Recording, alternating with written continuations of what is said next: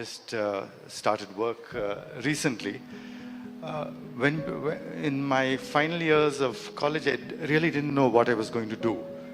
You know, they say, what are you going to do? You have your life's path charted out for you.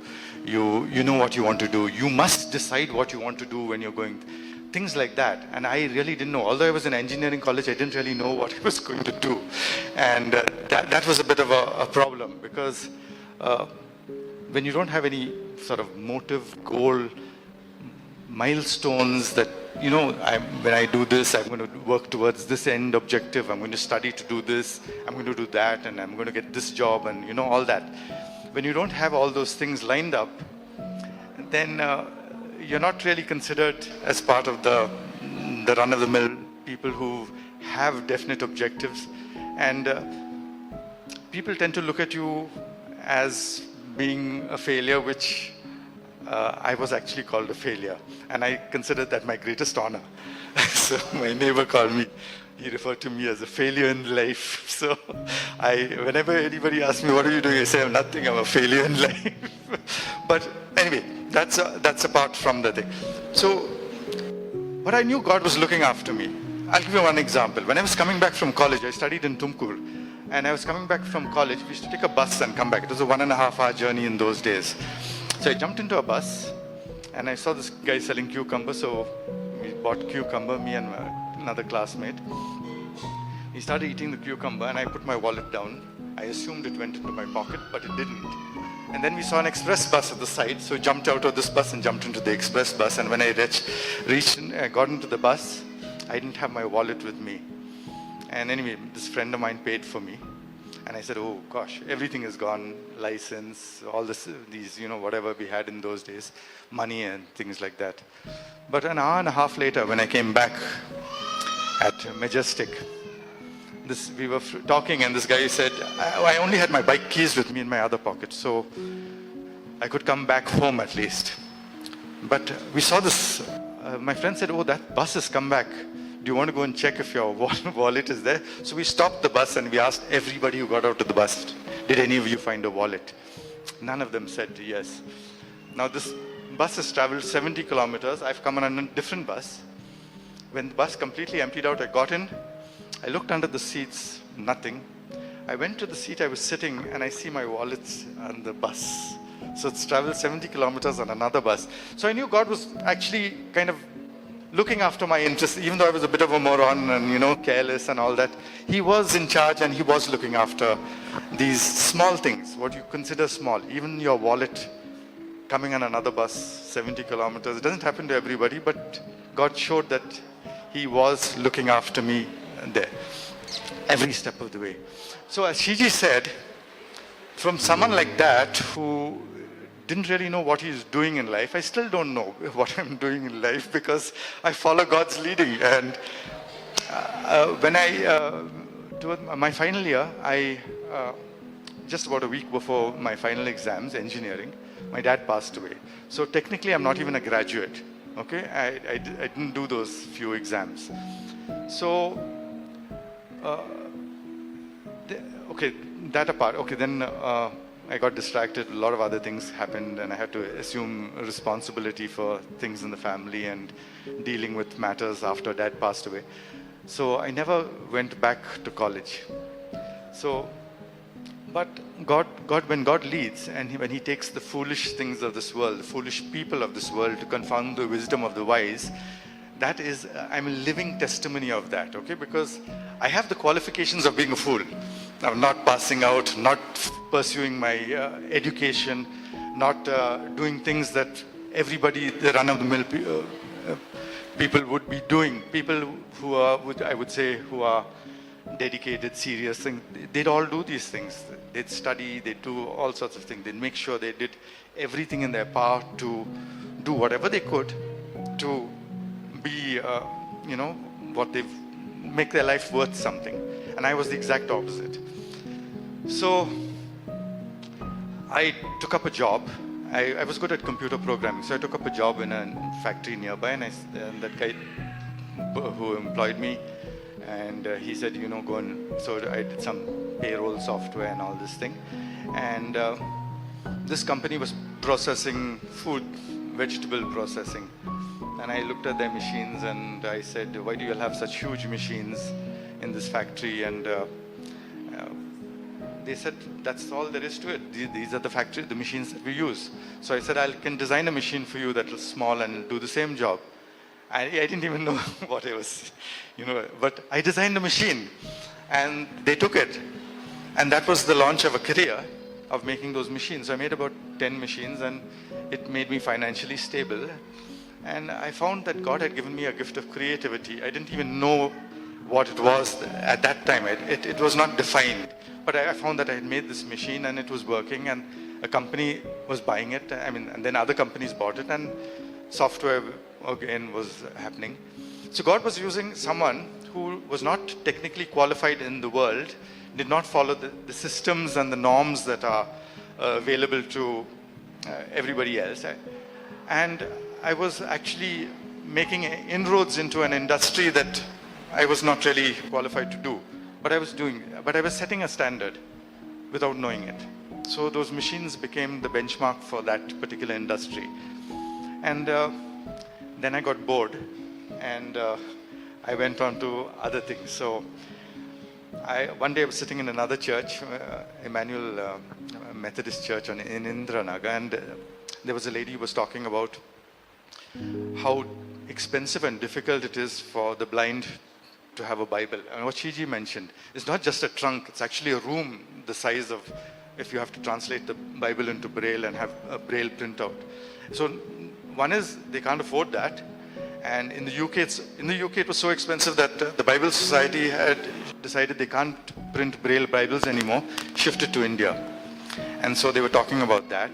And at the same time, that day there was a very, classy pianist who had come. You would be like that. And I was listening to that music of this thing. And there's this hymn, Nearer My God to Thee, that was played when this Titanic was going down. It was made popular in the movie Titanic, but it was a hymn. And I was listening to this hymn and I'm trying to understand, how does a musician translate those lines and dots on the music score? The Methodist hymnal has how do they translate those lines and dots into music that I can hear? And at that moment I had a flash of inspiration, God-given, because I had no prior experience in this field. And I always tell people that this whole invention of Braille, the Braille computer, is conceived in ignorance. I'm ignorant of music. I still am ignorant of music. I was trying to understand how those lines and dots are translated by a musician into the sounds that I was hearing. Because I knew the basic sound of the tune of that Nearer My God. And I'm trying to figure out, and I was running my fingers on the dots, and I got this flash of inspiration that if the dots come out of the page, then somebody who's blind would be able to read music. So then I set about making a machine that would produce the dots. And that was the start of this journey into working with the blind. I think that was my calling, okay? Prior to that, anyway, I made this Braille computer. And initially, they all said it could not be done. And then, so I made a computer to show that it could be done. Then they were not interested because it didn't suit their business interests. But things like that happened. It was a learning experience because all these things were, like I said, were conceived in ignorance. What happened was, God was using me. I didn't have any plan, but God was using me for these specific things. They were totally unrelated, from a machine in the agro industry to a computer for the blind. And I don't have the qualifications, so I can't really convince people that I've done something. But then the market and the people who are actually working with the blind, they found value for that thing. And so suddenly I'm, working with people who have spent their entire lives studying to do these things, and someone who's come out of nowhere, ignorant, is producing the goods. That was my experience. So God was using me in ways. He was, as in Psalm 32 says, I will lead you and guide you in the way you should go. I will watch over you with my eye. And that was what was happening to me. God was leading me. It was not in the field of my education. It was not in the field of my experience. And it was totally unrelated. It was just from agro machines to teaching machines for the blind. And in between, I'm passionately fond of mechanical stuff, clocks especially.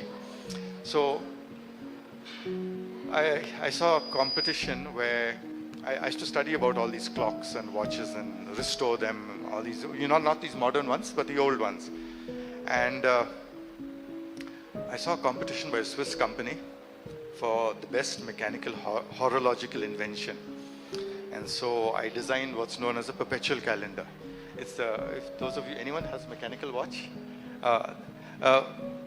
Something like that, but it has the date that can adjust according to the years and the leap years and the date it'll join. So I designed one and I submitted it to the Swiss company, and they invited me to Switzerland, and I got to see the watches of my dreams, the clocks of my dreams. I got to see and meet the greatest watchmakers of all time. Now the person who I met actually was a person called Sir George Daniels. He was known as Britain's living legend. And I got to meet him in person. He's now subsequently passed away.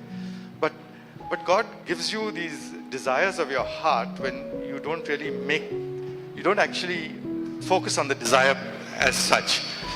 He'll give you the desires of your heart as long as you don't make them your primary focus. You're willing to be open to follow his leading, no matter where he takes you. You don't have to be qualified. He'll qualify you. That's the term, I think. He qualifies the unqualified or something. So God leads you in these paths that you don't even have a clue that you're going down that path, okay? So I suddenly become, I'm catapulted into this group of people, these Swiss watchmakers who are kind of the ultimate in mechanical horology. And my design was published in the British Horological Journal. So that gave me some sort of credibility in the field of mechanical engineering. And that was actually, I went on to do, Shiji talks about inventions. I have currently 9 patented inventions and another 5 or 6 pending. I'm just saying this only to show you that when God uses a fool, in this case, the foolish things of the world, he can do real wonders. So you're laughing now, but that's a fact, okay? I'm not really qualified in any of the things I'm doing, okay? So I get taught and inspired by the greatest people in mechanical horology, which is the field of mechanical watchmaking. I got inspired by them. And I learned to do precision engineering at watchmaking scale, which was all a preparation for these last 13 years that Shiji's talked about. 13 years when my life, the course of my life has changed, and all these inventions have switched to actually working to help people with disabilities, mainly the blind. And I feel that's my calling now.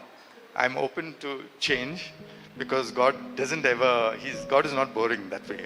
God will always give you something new to he'll never leave you stuck in a rut. So God is, it's an exciting journey. Every single day is an exciting journey, because I have about 5 or 6 different projects. Okay, the Braille computer was the first one. Then before demonetization, there was a little friend of mine who was blind, and she said, "Paul, why didn't you do something for us?" I said, "Tell me what to do. I'm doing something. I'm trying to do this Braille computer."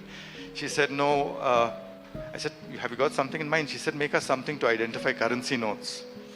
So I made a little template for her, and I gave it to her, and she could identify currency notes. And then she asked for her friends, and I made, and then we had a crowdfunding campaign and crowdfunded it so we could give these currency identifying templates to every blind person who requested them in whatever. And then shortly after, unfortunately, demonetization happened and those currency notes went out.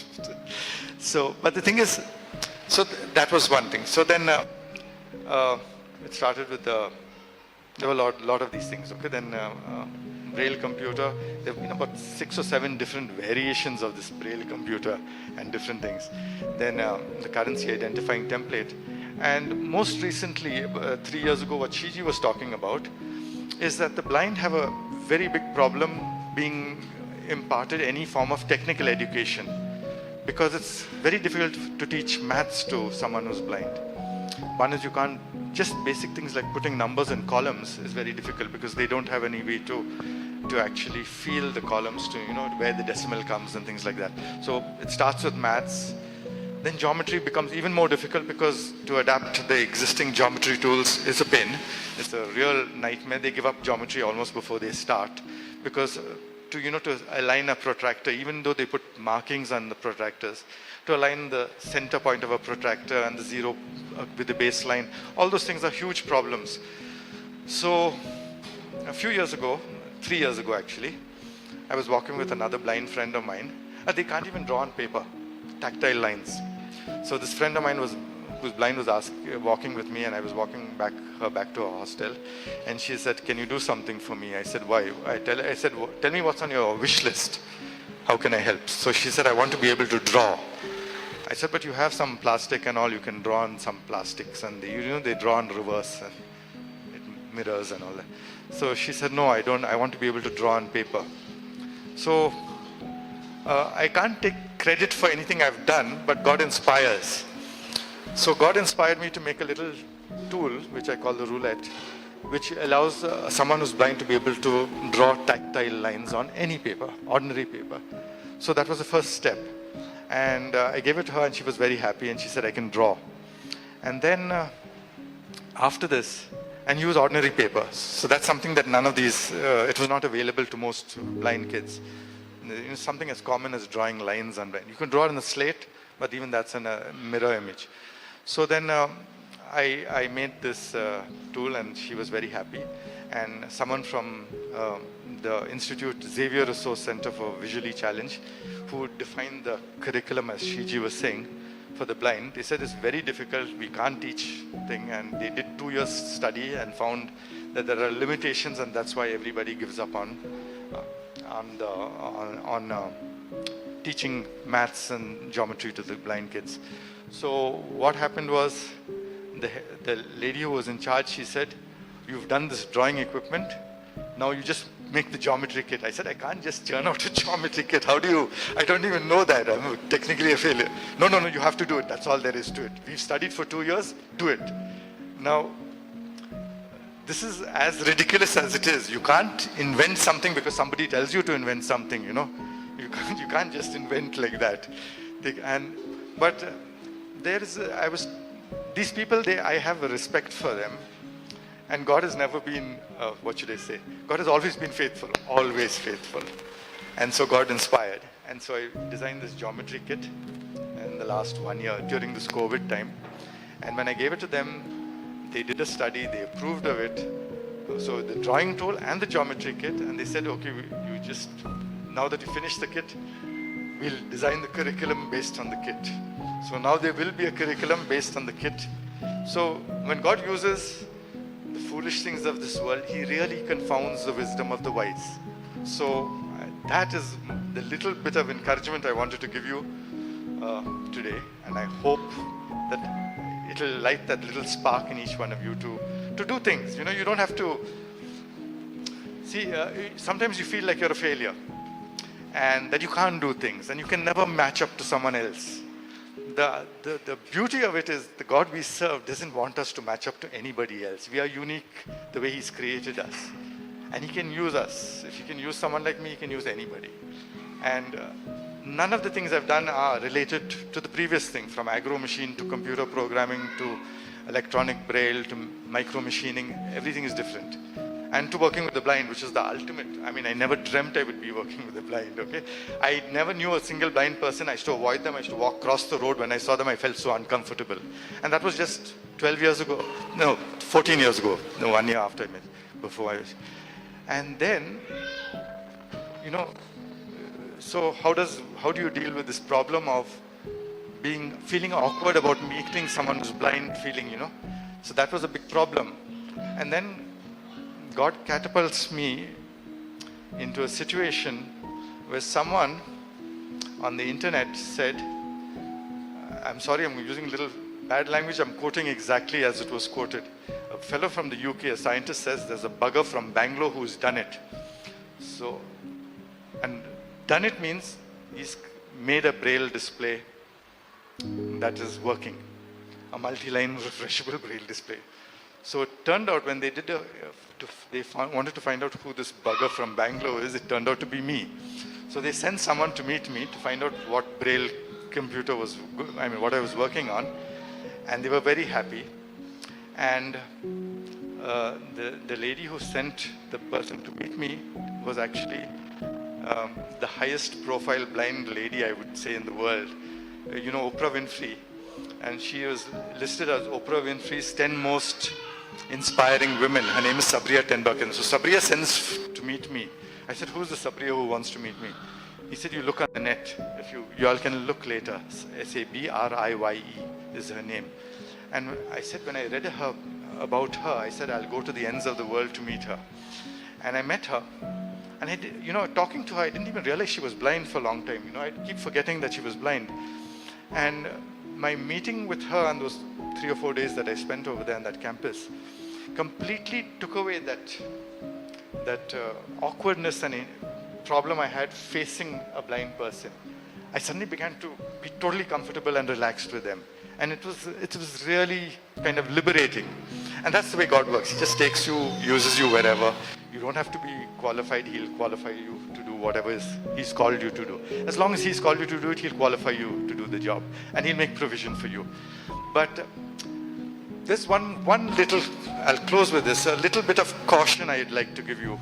And that is what in Psalm 19 it refers to as the sin of presumption. It's a sin that is not often talked about. The verse before talks about deliberate sins, which is understandable, but the sin of presumption, I read somewhere, is doing good things for God that God never asked you to do. That is the sin of presumption. Moses did that. Okay, say he grew up in Pharaoh's palace, and when he saw his own people being mistreated, he killed that Egyptian who was mistreating one of them. Now, he thought he was doing good, but God never asked him to do that. So that would be the sin of presumption. He paid a price for that. He was driven out of the palace and he ran into hiding. And then Pharaoh himself wanted to kill him. But so the first 40 years of his training appeared apparently wasted, because then he ran into the wilderness for the next 40 years. And then next 40 years of wilderness experience. And then God does a restoration for the last 40 years of his life, where he leads his people. So, but what I wanted to bring it to you, the point is the sin of presumption is doing good things for God that God never asked you to do. So, that is something that we need to be very cautious about, because you can do things and say, okay, God has told me to do this, but if God has not told you to do this, there's no provision, and you might end up jumping ahead of God, when God has got his own time, his own plan, his own method of doing it. He needs to prepare the ground or get someone to prepare the ground for him before he deals with somebody. But if you jump in and say, okay, God would want me to do this, that is presumption. And you might just be undoing a lot of stuff and not doing what God wants you to do if you don't wait for God's timing, God's direct call. In my case, I was delivered from that in a sense, because I didn't even know what I was doing, so God led me. So it was easy. But if you got everything organized, then you might fall into this trap of presumption. And so that's one thing I just wanted to caution you about before I leave. And